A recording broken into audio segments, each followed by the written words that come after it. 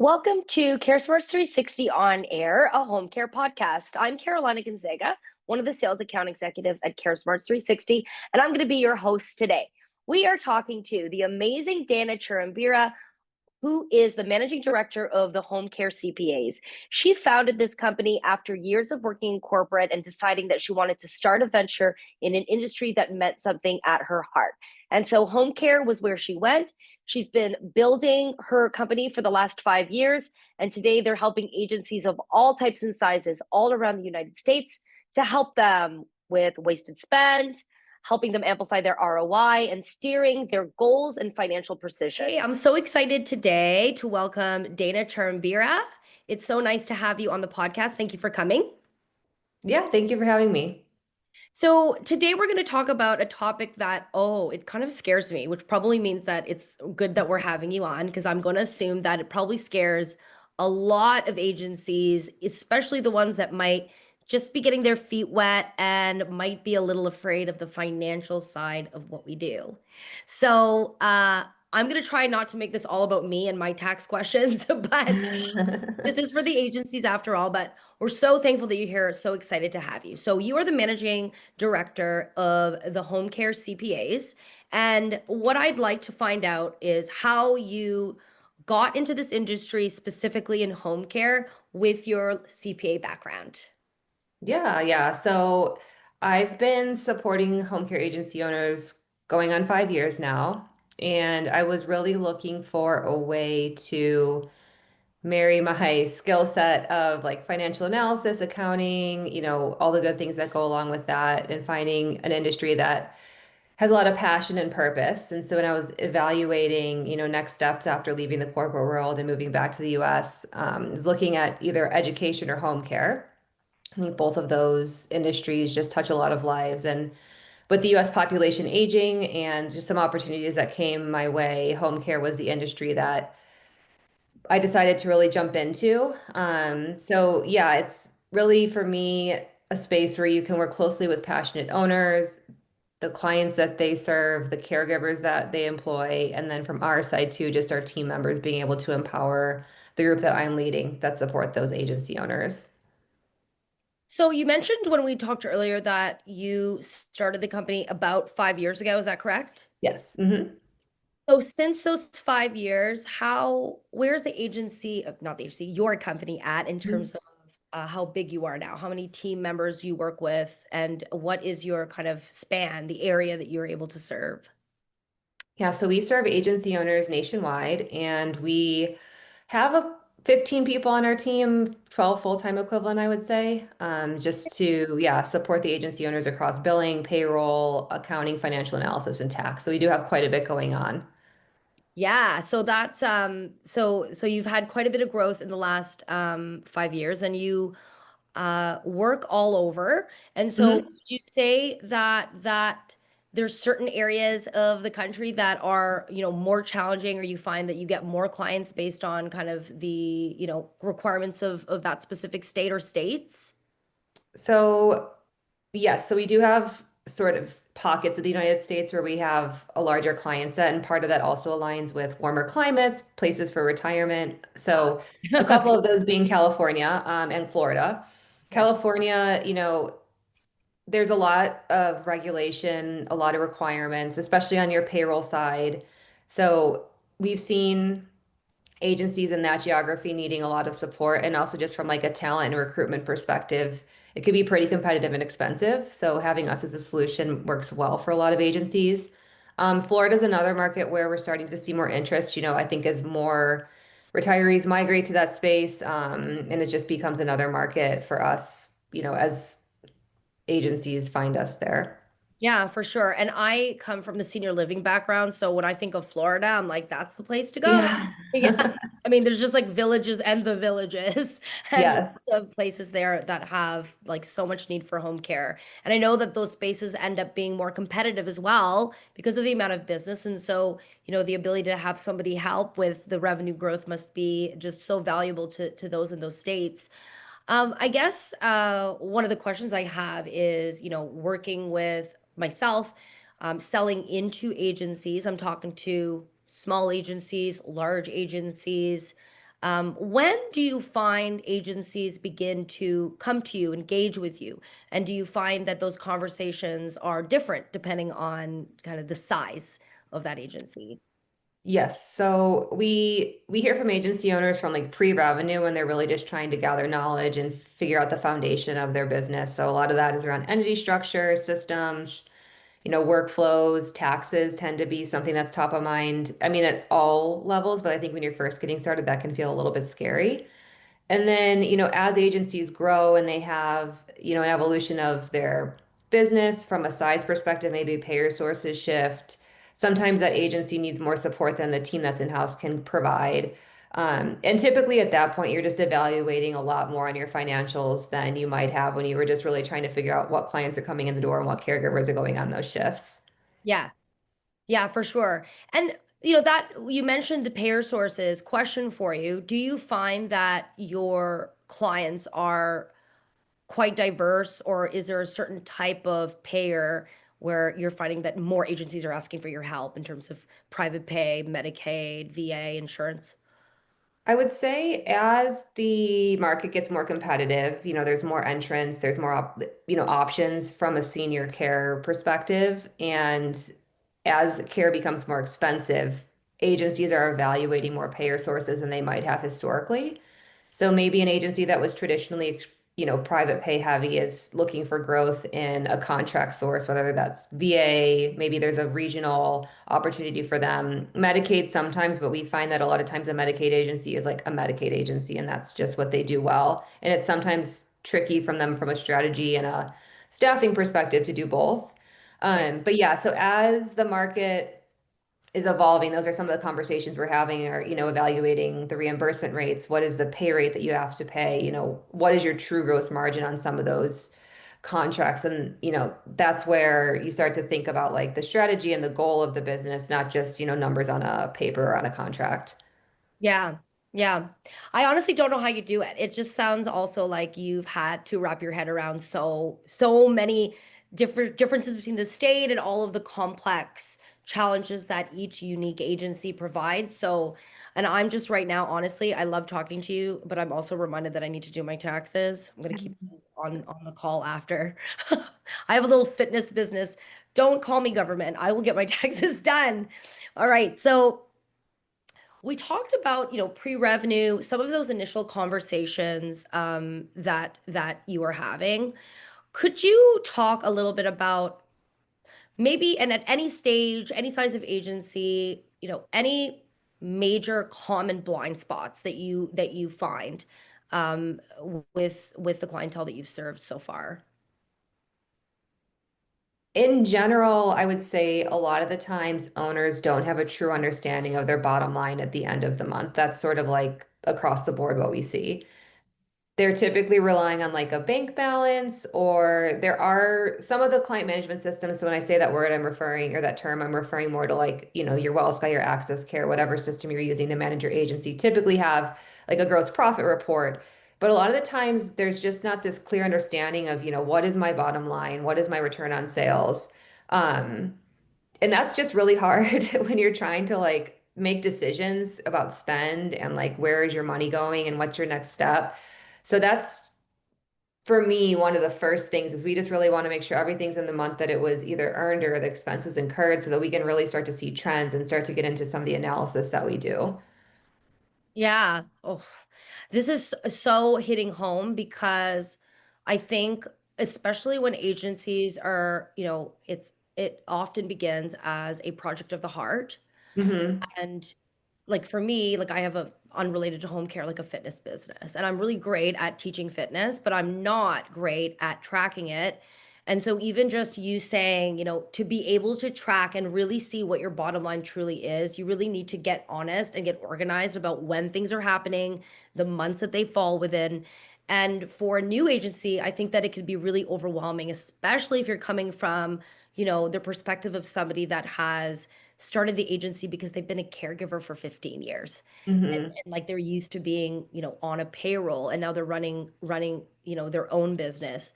And I wonder if with these agencies that you're kind of helping them sort out where they at and where they want to go, whether they ask you for advice on when or if they're in a financial situation when they can be where they can begin to invest in tools that might help grow their business. I mean, now if they're talking to you, they've obviously invested in the idea that your organization can help them become more financially literate if they're already literate, more financially successful, prepared. But as a technology solution myself from CareSmartz360, I'm wondering if you are advising folks on these technological decisions and investments. Is this the right time? Does this fit into my growth strategy, et cetera? Yeah, that's a conversation we have often. I think now, especially just with technology, and there's this industry, I feel like sort of phase we're in where we're trying to figure out like how does technology fit into like a client experience, a caregiver experience, the owner experience, like operationally. And there's so many options right now. And so for us, we as much as we do the numbers and we're financial analysis, a lot of what happens in the P&L and the balance sheet tells a story of what's going on with the business. So a lot of our conversations with owners aren't about like a number, they're about how did that number become what it is? What decision did you make to get there? And so part of that is like technology investment, like streamlining operations.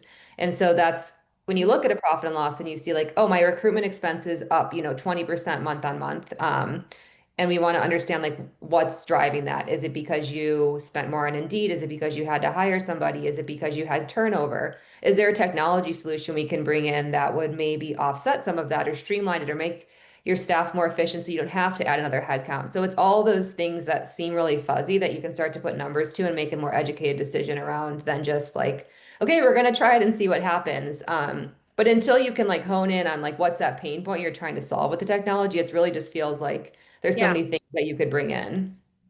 Well, and you mentioned a couple of the other vendors in the space, then CareSmartz360 also being one that is like an operational platform. And then talking to you, like more than anything, I'm also thinking about being able to track those expenses, making sure that there's like less lost revenue. And so perhaps, there is often, a good case for why this would actually help in investing in certain technologies to help in kind of what you're trying to help them achieve.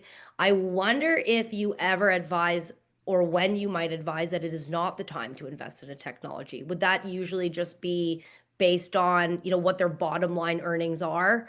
Um, It's not always bottom line earnings. So there will be like well capitalized agencies that have, capital to invest. I think what I would recommend an agency avoid doing is just investing in something because it sounds like a good solution. You really want to understand like how does that fit into my operations? How does it support my team? And then is there a financial use case? And there isn't always a financial use case. It might just be like, hey, we're going to try this out, but we know we're making that investment and here's the expense associated with it. So we can assume that's what it's going to have is an impact on the financial statements. yeah. And we talked a little bit earlier about how part of your business and the way that you've connected with your clients today is often through partnerships in the industry. So coming from being a CPA and then moving into our industry of home care, do you find that this industry, maybe more than others that you've touched, is very much partner industry driven? What are your kind of thoughts about the industry of home care as a whole, coming from your former, more generalized experience?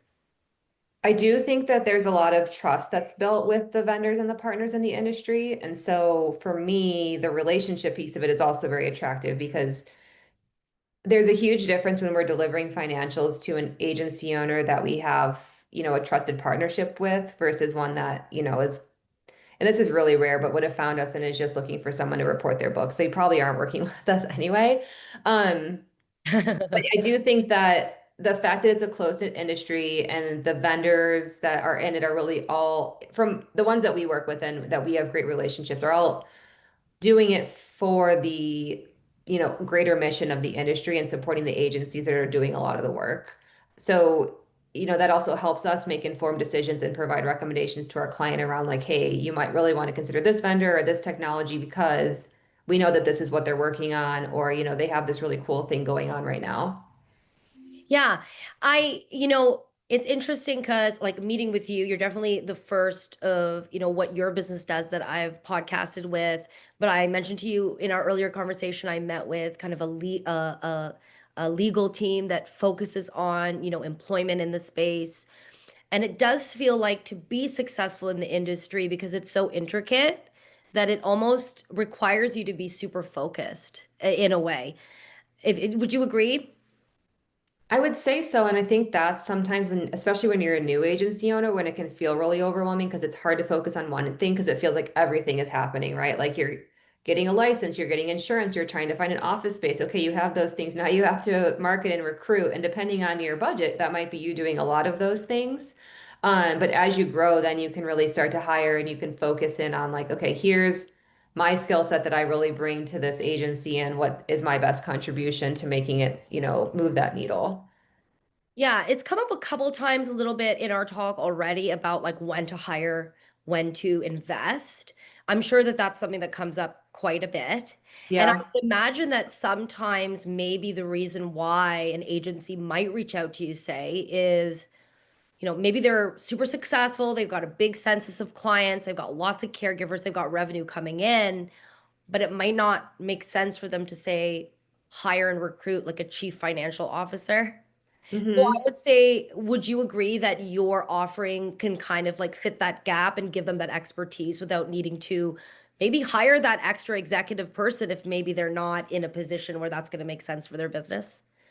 Definitely, yeah. So we provide that solution and it is for in my mind there's different ways to frame it, right? But you're bringing in someone that understands the industry and understands the vendors and the financial terms of the industry because that can trip up a lot of, non-industry specific accounting firms. Yeah.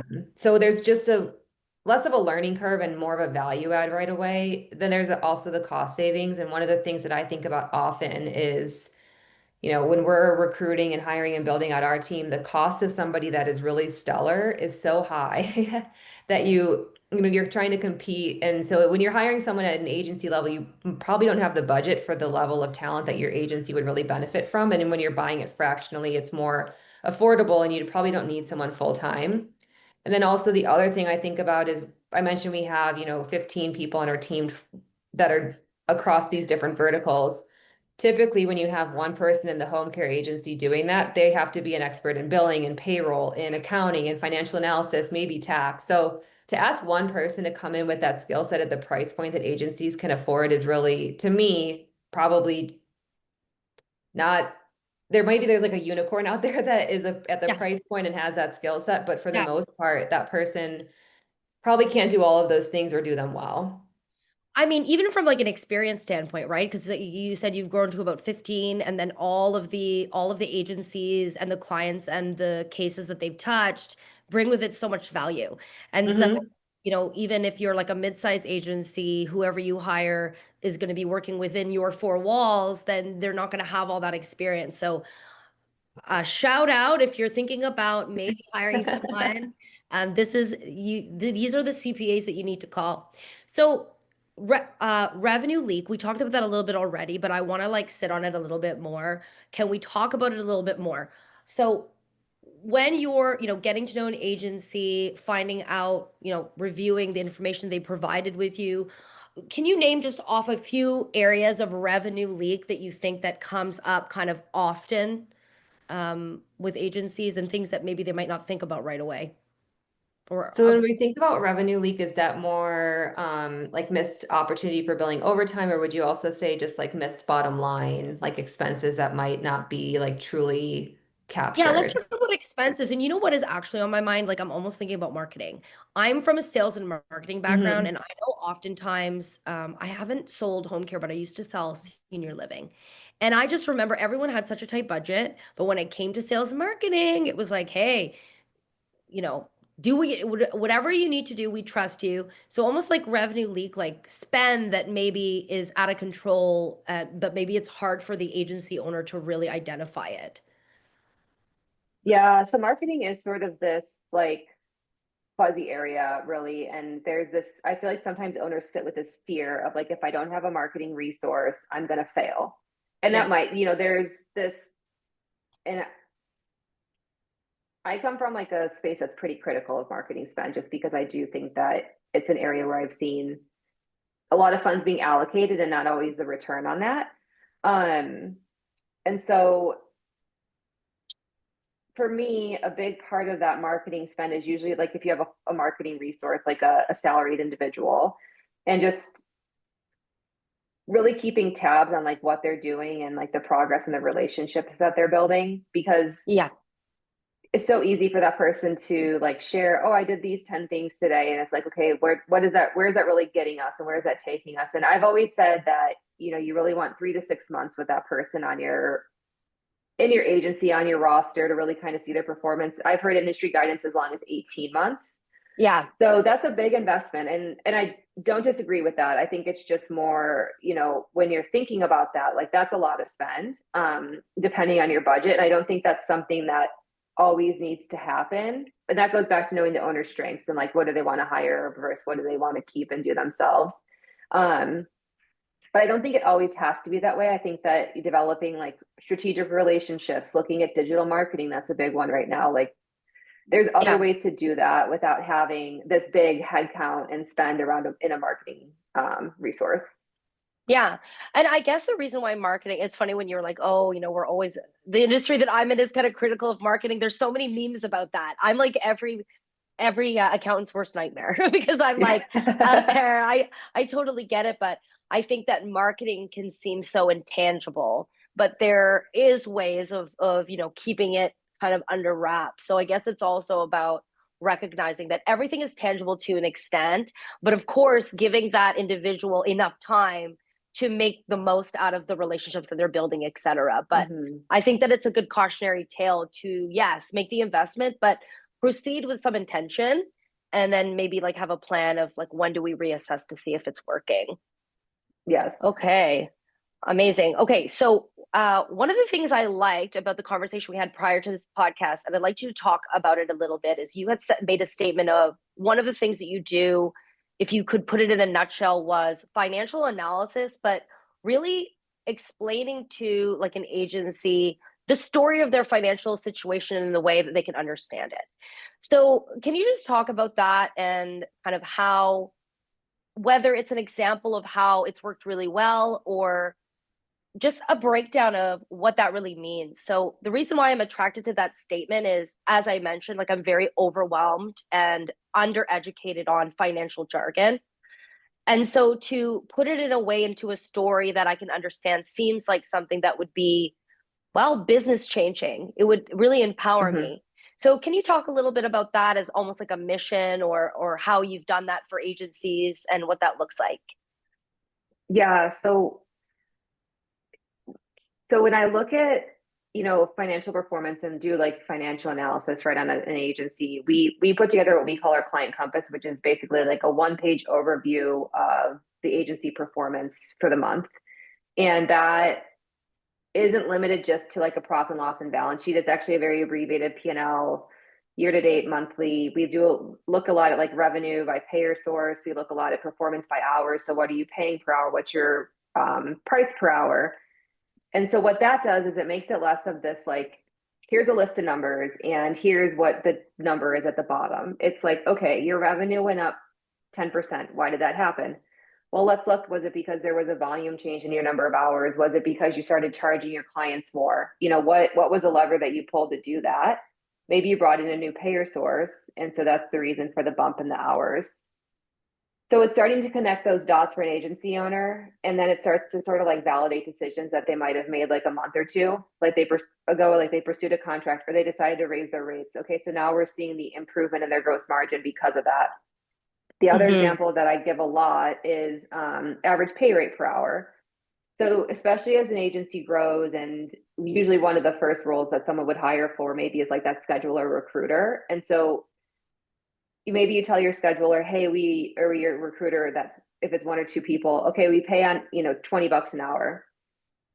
So in that owner's mind, they're paying $20 an hour. And then when we look at the numbers at the end of the month, it's like, okay, your average pay rate was $23 an hour. And they tell me, no, that's not true. We pay 20. And I said, okay, let's pull some reports.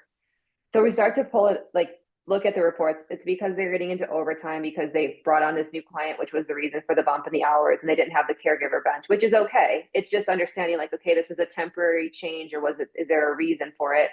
Other times it's like, hey, we had this client that was so far away, we had to pay $2 an hour more for someone to drive there. Okay, that's fine. You know, do we build that into the pricing? Do we need to do like a mileage reimbursement charge for this client? So starting to like dig into some of the numbers that are correlating your income or your cost of sales with your number of hours to like bring that to life, because that's a lot of the times what agency owners are operating on, are like, what, how many hours did I bill this week?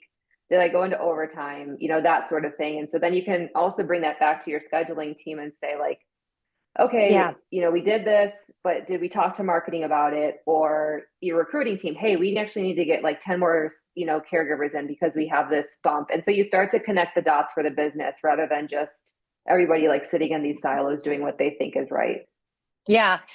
And you know, when an agency's growing to a certain point, I'm sure that you've seen it, like at a certain point, these decisions that are made that might be like, let's get this new client and get through this, might lead to bad habits or not recognizing like the impact that it's making in the long run. Yes. Right. Yeah, exactly. Yeah. So it's like, we just want to get these hours on the board. Okay, that's Yeah. fine.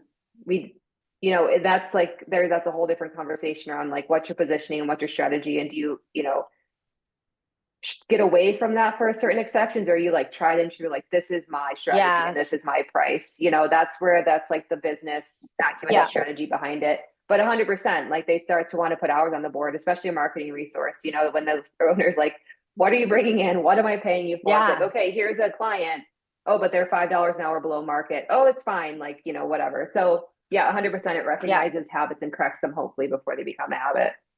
That's great. And I see so much value in that. And like one of the things that I find agencies are most excited about, like when I'm doing a demo, is how our platform will like, you can build in blocks to be like, hey, like this is what is happening when you're booking this. And now really connecting it to kind of the conversations that you're having, I understand why like the light lifts in their eyes of like, you can do that. Like you can warn me before a scheduler is going to do this or even prohibit it from happening.